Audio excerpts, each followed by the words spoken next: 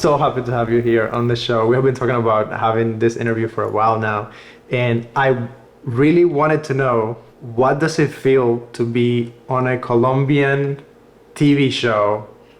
How is that experience? Well, it's pretty amazing because at first it was difficult. I came from studying in Russia. So for me, I still have a little bit of accent speaking in Spanish. Like, it's very subtle, but I still do.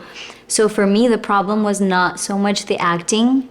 It was not for people not to notice that I had an accent. Yeah. But it was so fun. Everybody was super welcoming.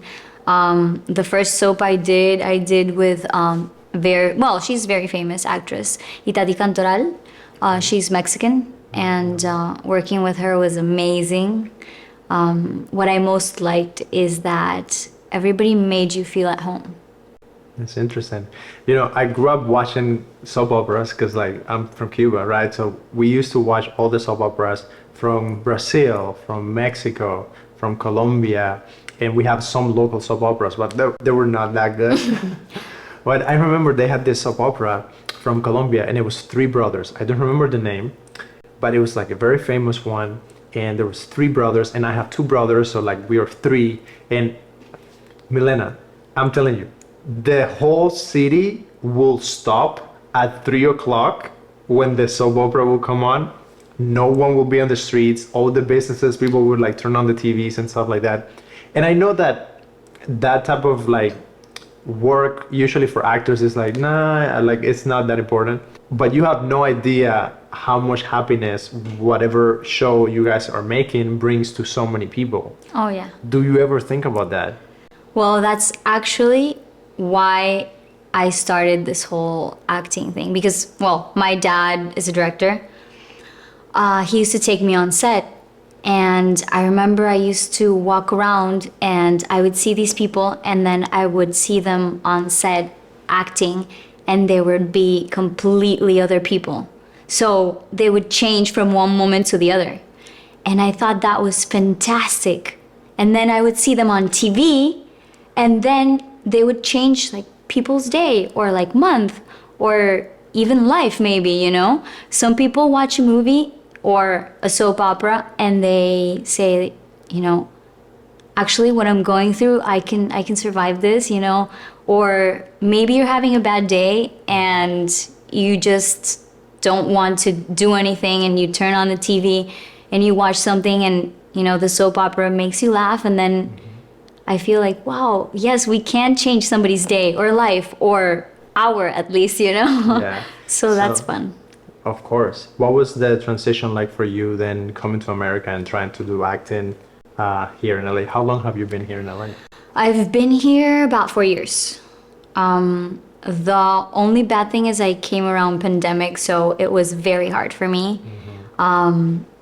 To be truthful, extremely hard, because I did have a bit of a down here, coming from doing work and working every day, and knowing that I have work for 6 months and then maybe a commercial and then work again for another 6 months, to starting all over. It's very hard. Yeah, especially when you came, when you and I met, it was in the middle of everything being shut down. There was no production, there was nothing going on, and I think it's already super hard for actors as a regular career, but now you add that on top, and it was extremely difficult.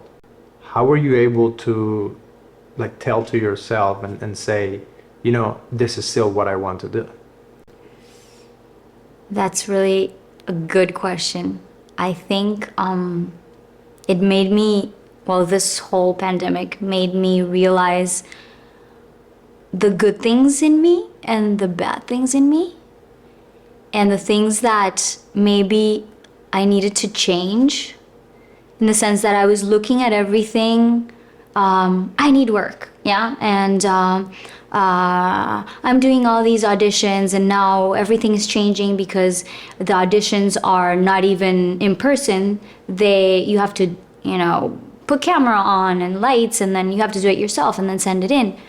And I was like, this is changing so fast. And I wasn't being able to cope with that. And then I was like, no, nobody is going to adjust to me. I need to adjust to the system. And if somebody's not giving me work, then I need to do the work to do it myself. And I don't know if it was Quentin Tarantino who said that, but he said, when you make your own feature movie without money, that's the best film school you'll ever have, you know? And maybe not without money. I mean, with money, it's always better. But I think that when you start seeing that you make your own way here, that's when your life starts changing, because you do your own projects. If somebody doesn't cast you in something, you can do your own movie and, you know, be the star in your movie. Yeah, which I love. And you and I have been talking about a project that you're thinking about and working on with some other people. So how has it been for you, that transition again of going from only thinking about being on screen to now creating pitch decks and working on scripts and trying to find how are we going to make this project happen? It's extremely difficult, but it's so much fun, because you start learning new things. You start learning that, you know, you need, you know, somebody to give you money and the budget, and how to make this actually happen. You sit down, and for me it was like, how do I get what we wrote onto a screen? Mm-hmm. You know, what's the process? Like, I was going crazy because I didn't know how to do that. Right. And then actually one of my friends, the one that we did a short together recently, I admire him very much because he showed me that it's so possible. It's very possible that you just need to get a plan, and you need to get to know people who have done it before, and you just need to start from somewhere. So you start getting the people that you need for the project. If you can get some money for the project, that would be nice too. Mm-hmm. And just do it. I mean, it's as easy as, if you have a cell phone, you can make a movie. Mm-hmm. It takes work, but now it's so much more available than in any other time, you know. So you and your brother just came today to do the podcast. We also have an episode with him. And when you guys first came on, it was like, oh my God, you guys were all dressed up, which I love. And the energy was there. And you guys were very professional. How was it for you growing up in a family of artists? Because your dad is a director, your mom is an actress, your brother is an amazing singer. It's pretty amazing, but it's also a lot of pressure. If I'm honest with you. From who, mom or dad? No, I think it's from myself. I think it's from myself, because when you have parents that have made it so big, I think the level is just so high that, you know, it's a little bit of where you think, like, when somebody is innocent and they don't know what you can reach, it's so much easier sometimes. But when you know it, you know the level of the actors or the directors and where you need to go, and that you're not that good, then it becomes like so much harder. But it's a limit that you put on yourself. Yeah. It's not, I don't feel it's my parents or my brother, or like nothing like that. Yeah. I think that's very interesting. In my case, my parents are in the medical field, doctor and nurse.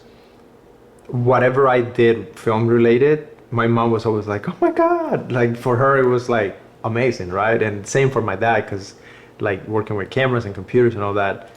In your case, whatever you bring to show mom and dad. Yeah. It's like my dad, he doesn't do the auditions with me. Like, he gets very nervous. First of all, I don't know why. He gets nervous? Yes, he gets nervous because I don't know why, but he gets nervous. Like, he wants me to do so well that he gets so nervous, I guess. Mm-hmm. And so I try sometimes not to show them, because I know that I'm their daughter, and at the same time they have this critical eye, that they will tell me the truth, you know? Yeah. So it's So you don't hard. want to put them on the spot. Yes. Like, tell me, but don't tell me. Man, that would be hard. I think if I had to do that with my I have a son and daughter. Abel really likes filming and doing videos and all that. He's the one that criticizes me. Really? Yeah, he's very. He watches YouTube, so he's always like looking at all the stuff. So I'm teaching him some things that he's doing wrong, but then he's also looking at my stuff, and he's a kid, so he doesn't know what I do and that I'm a professional and all that. He loves the idea of like, oh, my dad, is a filmer, is what he calls me. My dad is a filmer. And then I have to tell him, hey, your dad is a director. But he looks at things and he's like, oh, why is this like that? Or why is that like that? So I bet that for you, it must have been really difficult. I always wonder, what would life be like if I grew up in a house of artists? Do you think, in your experience, how much of the artistry has come from your innate curiosity towards it and your passion towards that? And how much has it come just because you were in a family where that was the norm? I was always curious, but having a family of artists also kind of pushes you to see things differently, because I just worked around like very creative people. So I would go to work with my dad. I would go to the classes that my mom would have also. And I thought that was the norm. You know what I mean? It wasn't super crazy for me because that was just the normal thing. Like we would read books and discuss them, and we would watch movies and say like what we liked and what we didn't like. And my dad would always have a comment. And I thought that was normal until then I met normal families and I was like, this is not normal. But it was fun. It was fun. And I think we all are born with something creative, but being in a creative family, that does help. So how was your childhood? Because I know you lived in different countries. Were you born in Russia and then came to Colombia? I was born in Russia. And then when I was 4, we traveled to Colombia. And then this whole new world started for me because I didn't know the language, and then everybody was speaking something different. And I don't know, it was a whole new world for me. But I think it helped me also adapt very easily to new environments, because then I had to travel to the United States, and then I was like, oh, well, if you're nice and you do this and you do that, then, you could get friends. Because sometimes it's difficult. It's difficult when you go from one place to another. You change friends, you change acquaintances, you don't know anybody. And by the way, I think acting helped me out so much in that, because I would go to the drama club and then I would meet people there. And then you have friends all of a sudden. So exactly. How old were you when you came to the States? I was about 9 years old. And then you lived here and then you went back to Colombia? I went back to Russia. I studied there for 4 years in an academy. And then I went to Colombia and did soaps. Nice. Super weird. Yeah. So how was the process for you as an actor of studying and learning? Do you feel like, for younger actresses out there, do you feel like they should definitely go to school and study technique and go to a drama school and do that? Or should they go straight into trying to work in the industry? I believe that training always helps, because when all else fails, you have your training. Great actors can be born actors too, and maybe you can stand in front of the camera and you're great, and that's wonderful, and that's what you can do, and I wouldn't say no to that person. But if you can get more tools and study, it's much better, because then when that innate thing that we have as actors doesn't work out, then you always have the technique.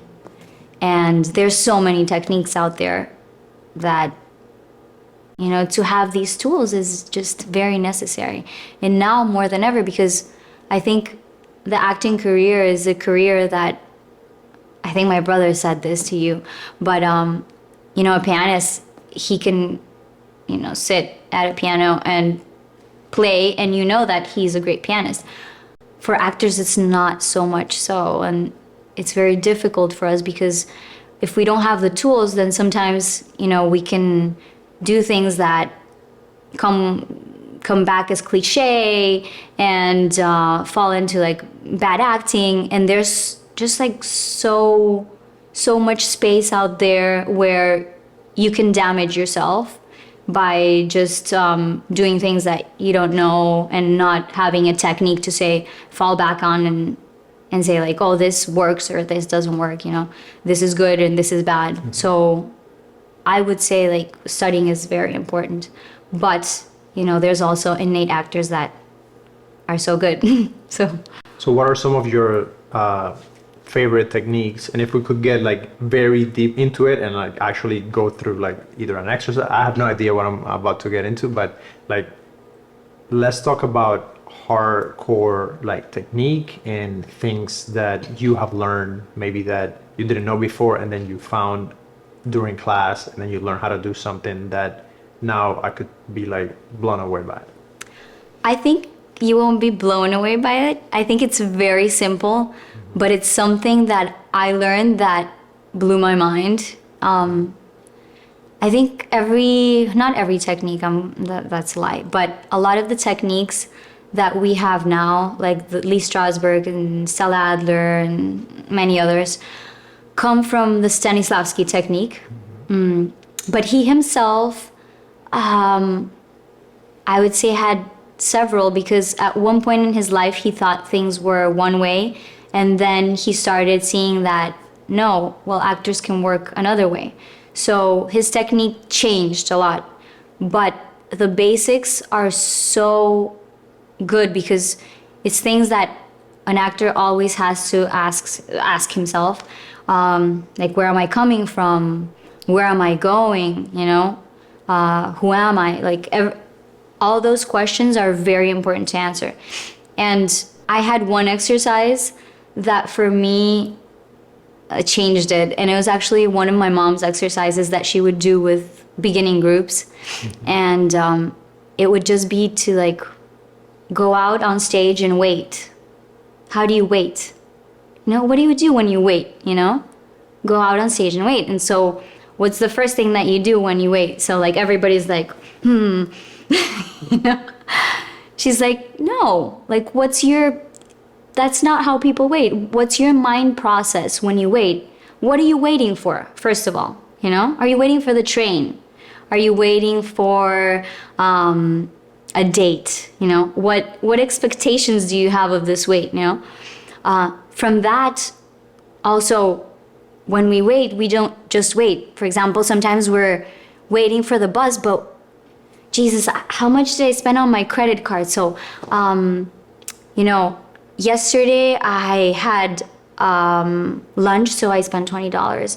And then, the light came this week, so, that was like $100. And then, so that's waiting, So when you wait, that's all the things you do. Or sometimes you're thinking about, if somebody's coming and you're like, oh, I wonder what he's wearing. Is he wearing that cologne that, and your expression changes. So there's a lot of things that we can do on stage or on screen that are so subtle. And that was my lesson, because it's so easy to do nothing when you wait. But a good actor does a lot of things in that process. He's not just waiting, he's living. So you need to bring a little bit of life into that moment that can be insignificant, Yeah, that's very interesting. I think I have used that before to get actors to do a certain thing. And it's funny how it relates back to either memories or emotions. And I'm fascinated by how can you plant a memory or an emotion back into someone's mind and almost teletransport their mind to that moment in place, and then give you a body representation of what they are going through in their minds. which I think that's almost what acting is. Yes. You are borrowing someone's memory and mix sometimes with your own memory of things that happen to then come to like create in the now a new version of that, which like I think we're getting very philosophical, but I think that's the beauty of art, and that's almost like the intangible thing.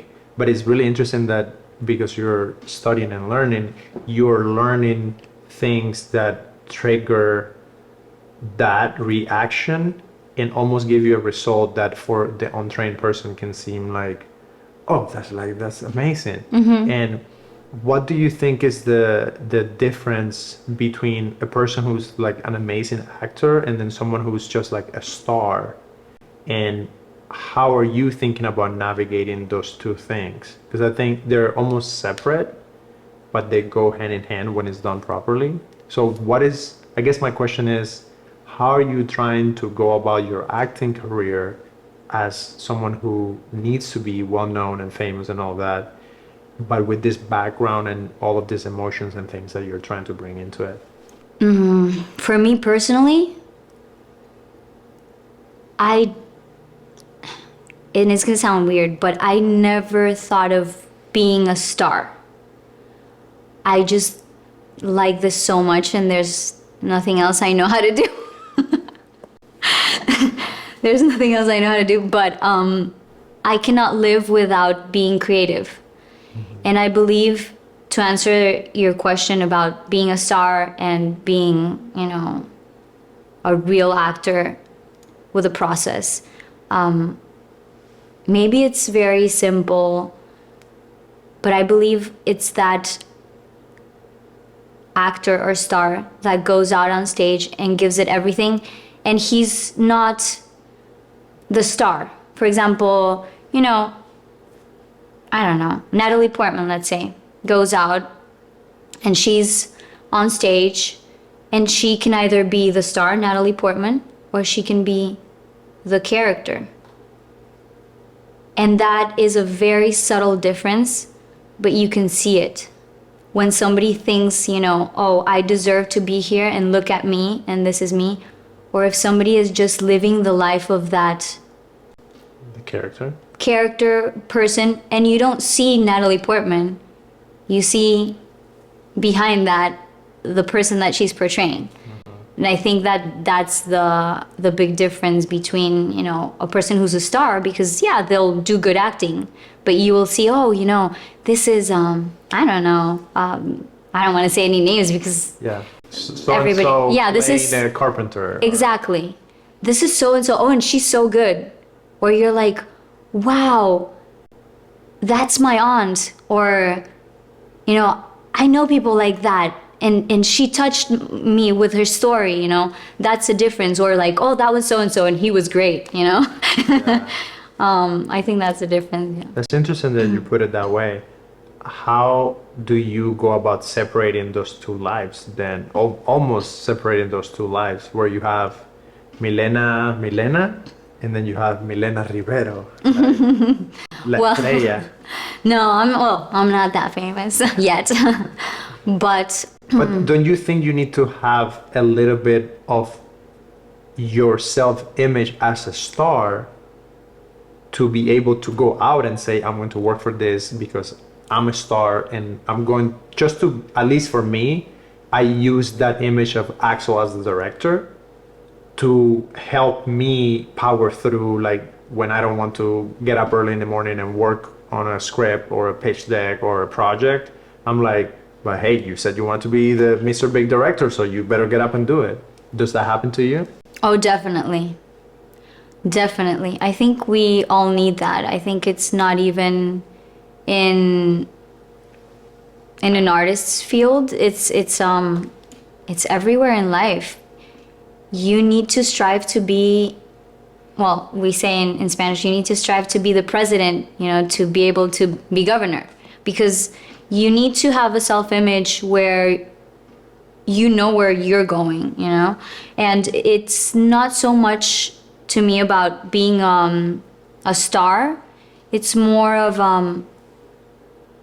finding a purpose, for what you're doing and really going through with that. So do you do any of the manifestation and writing out your goals and like doing all those things that so many people talk about nowadays?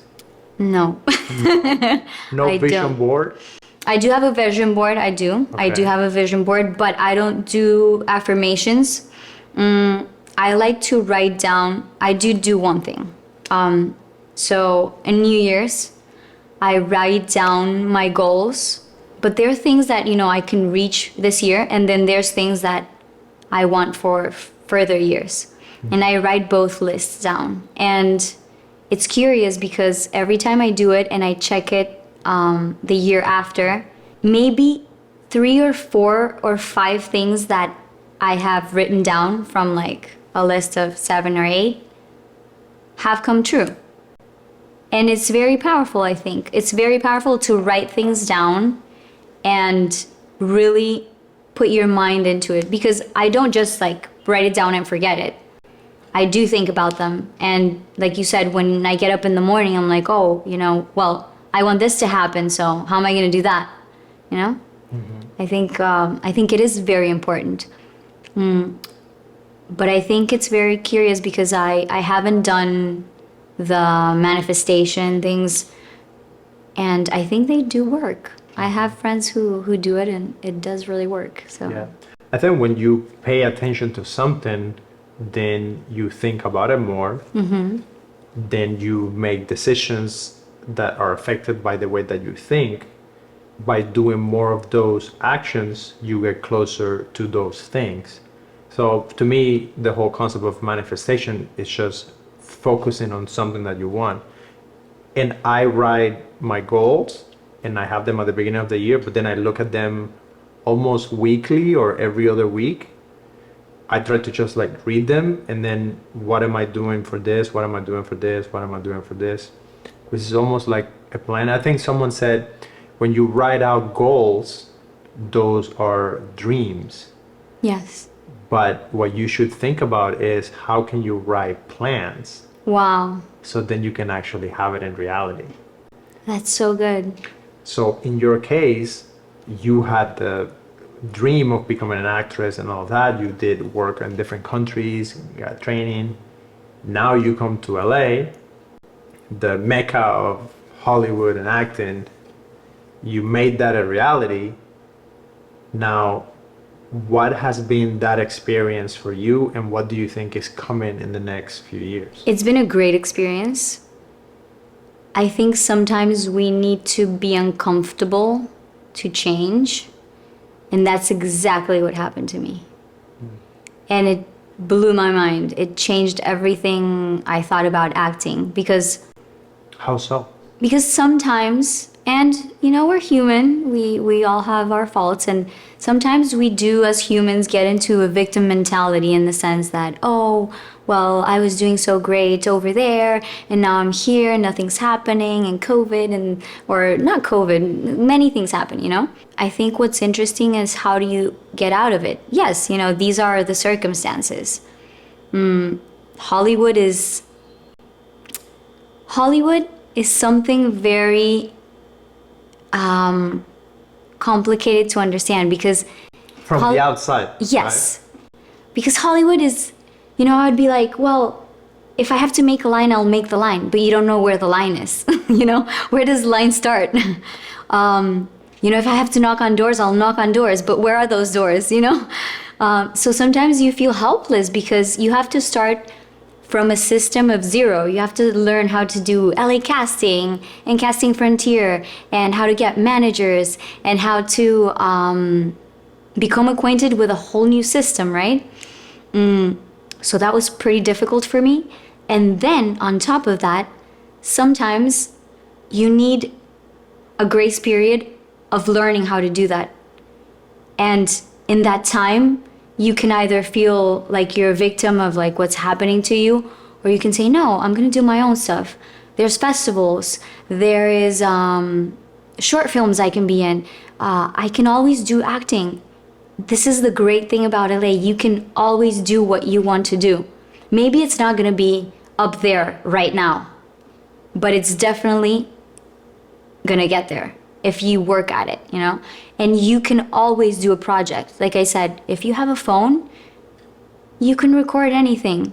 You know, you can do monologues, you can turn them in. So there's always things to do. So you asked me what is coming for the future, and like I said, my mind has changed so much that I think that I'm gonna do my own projects. And it's been interesting because I've figured out that I also like directing, and I might want to do producing too, because you have to kind of, you know? So that's been super interesting. It's been, I've definitely grown in the sense that my mind has been opened. It's not only acting, it's so many other things that you can do here. And the doors are open. You just have to see where they are. So in this case that you're thinking about that, what have you found to be like the hurdle or the barrier to go from acting to directing? And have you directed something, or you're just thinking about it and trying to figure out how to do this new project? I have directed because when I studied in Russia, we did acting and directing. So I have done it before. And right now I'm doing a short with a friend that I'm going to be directing. And I do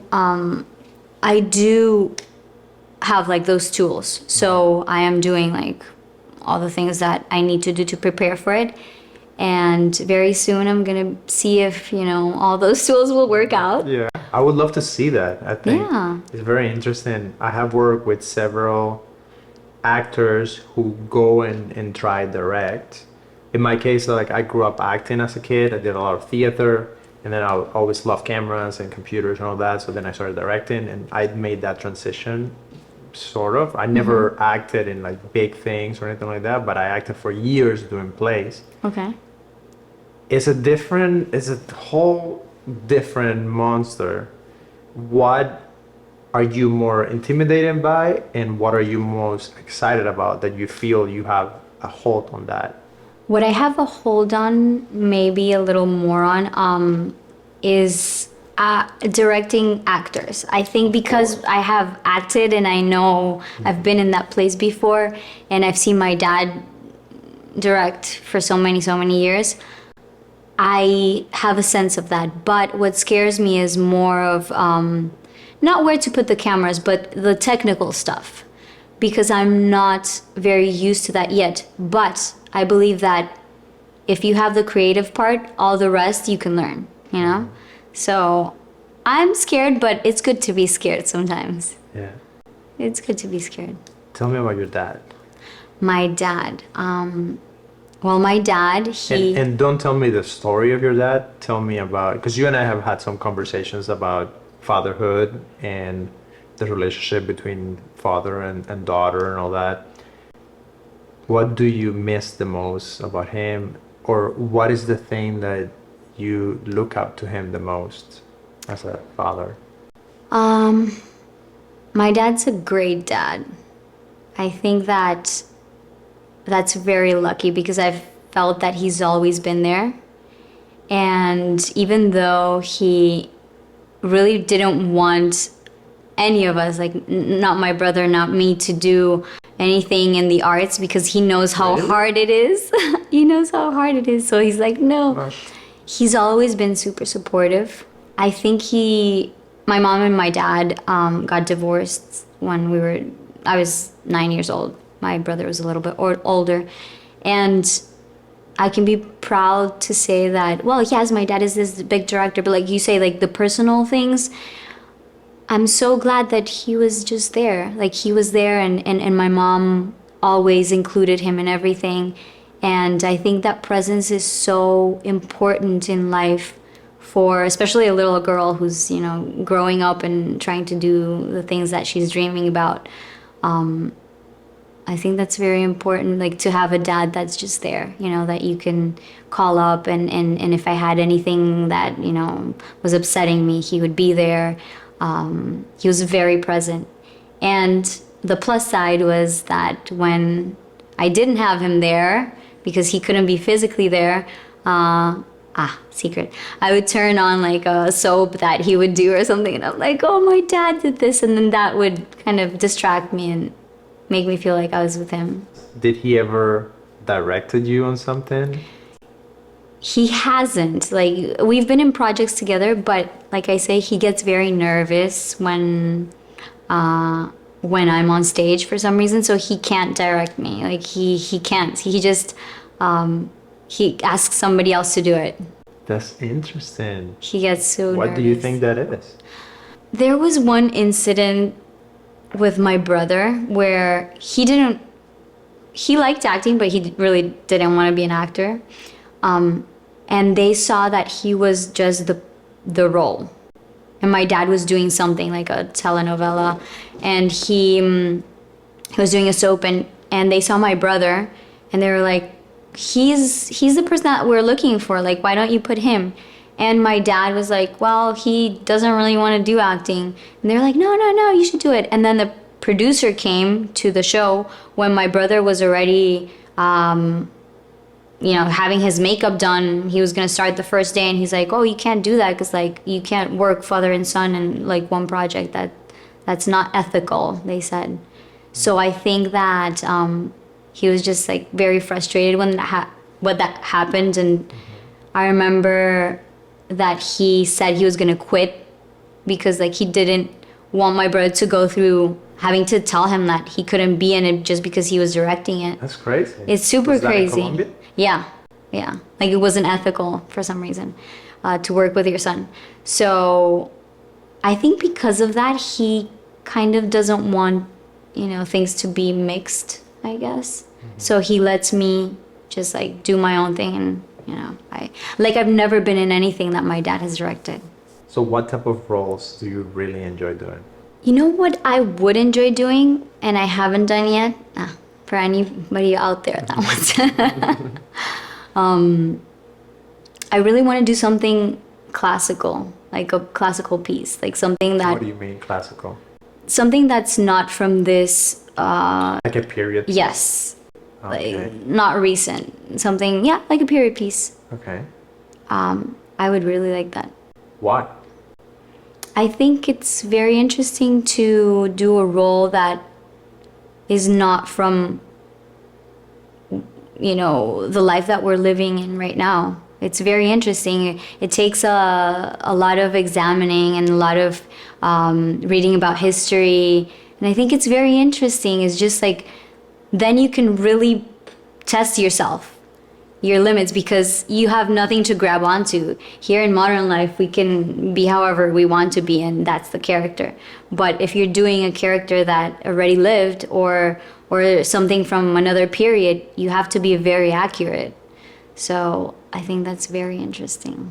For me, period piece is just like, how am I gonna do a period piece? It takes so much money. Like, I think always of the production side. Oh yeah. Like, how are we gonna get that made? So everything is like current time, make it simple with the tools of the things that you have, with favors and getting people to help you like shoot whatever it is that you have to shoot, which is funny enough, the project that you're working on, we talked about it, and it was like, you need to figure out how to like just get it made. So you want to talk a little bit about that project, what it is? So it's a project that we have between me and two other friends, and we started writing, oddly enough, during the pandemic. Mm-hmm. Like everyone else. Like everyone else, sadly enough. We started writing it then, and it's something that could be very interesting because I believe it's something that's been told so many times before, but it hasn't been told from that point of view or perspective. And what's the story for people who don't know? The story, well, I'll go into it a little bit so that... just like the 2 lines. Basically, it's about immigrants that come here, but not the usual story that we get that, they have to, work for this and that, and it's so hard.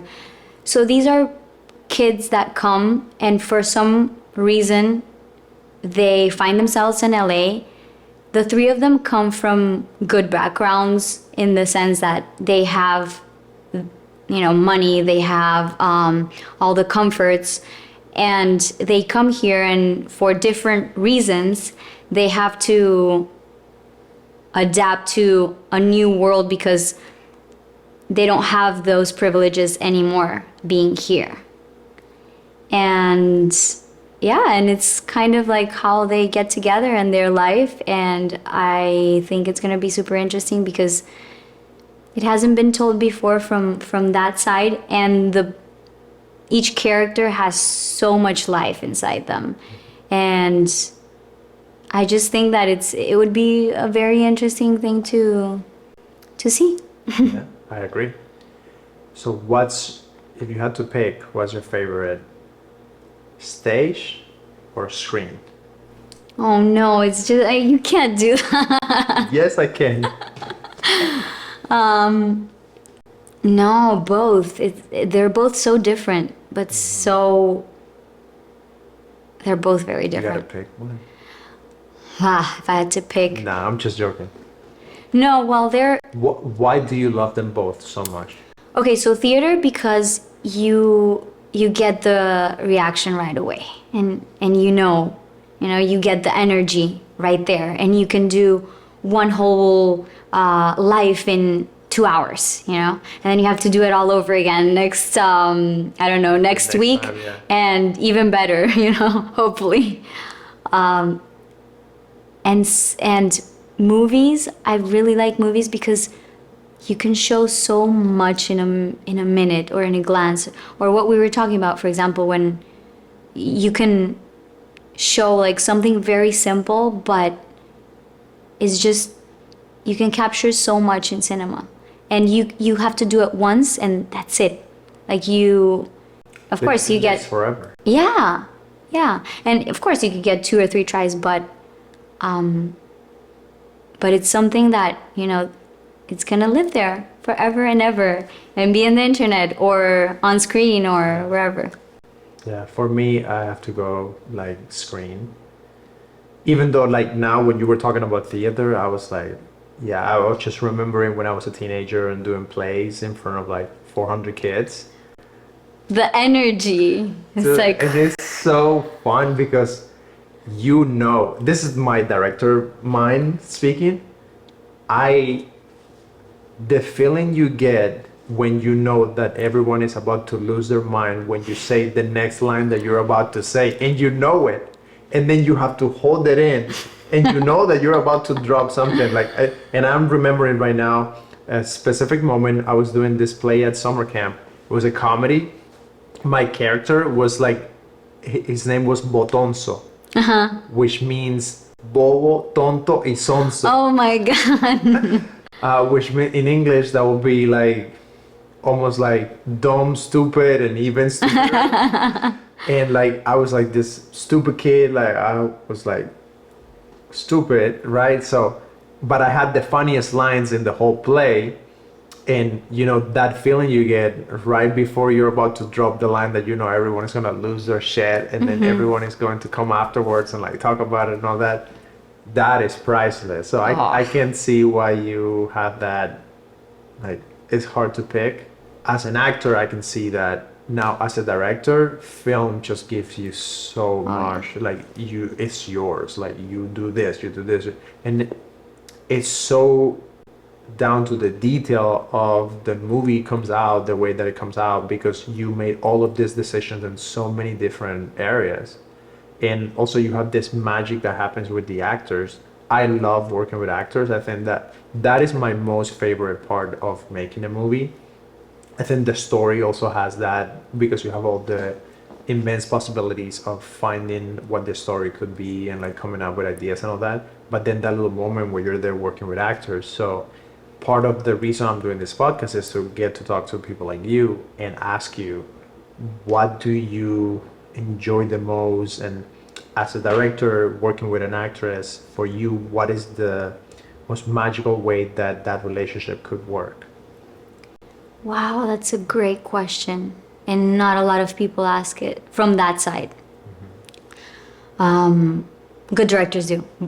So that's good, but from my side, I would say when you can speak to the director, when you can see what they really want, because sometimes it's just directions and there's nothing further, like nothing about the character, just like, oh, so you come here and you sit and then like you have these conversations and then you get up and you leave. Sometimes directing is like that. When it's like that, it's very difficult. But when a director really goes deep with you and tells you what he really wants in the movie or in the scene or what's going on, you know, further than just the actions that one needs to do, it gets to be like super interesting for us, because then we can have, you know, not a big conversation, but a small conversation about like, what do you want the audience to see? Like, what do you want me to show them, or what should I, you know, what should I be feeling or doing here, you know? So that's really nice. Like, when I get good directors, it's just so much easier. What makes another actor be someone good to work with? Oh, that's easy. When they listen. When they really listen, and you are there with the actor. Because sometimes, what happens a lot of times when you are in front of a camera is that they'll be on you, and then you do the acting of your life, and then on the other person. And then when the other person has to give you the lines, they just give you the lines. Or they act, but they're not really into it, or they're not really listening. They're just saying a bunch of words to you. So when an actor really listens on the other side, oof, it just makes you, I don't know, it just changes it up for you. Like, it makes me, yeah, no, it's very important. As well as for me, sometimes it's hard to listen, but when you are really listening in a scene, it makes it so much easier. So if you could do anything in life, time is not a problem, money is not a problem, what would you like to do? Everything. No. Everything that has to do with film. I would like to produce a movie. I would like to direct a movie. I would like to act in like a really good movie. I would like to be able to do all of those kinds of things. All at the same time? No, like one. This is it. Like, I'm so happy that we get to do this. We get to have these conversations, and it's almost like, you know, we have these goals, we have all these things that we want to make, but at the end of the day, it comes down to that little moment when you're in the middle of doing something that you really want to do. And I felt that with this interview, so I really appreciate you. Oh my God, thank you. Well, you make everybody feel very at home. I think you have a talent for asking all the right questions, I believe. So I really enjoyed it too, and I certainly got a little taste of like what you think about and what you believe. So that's really nice too. Well, thank you guys so much for watching this episode. If you enjoyed it, please share with a friend. And again, we'll see you in another one.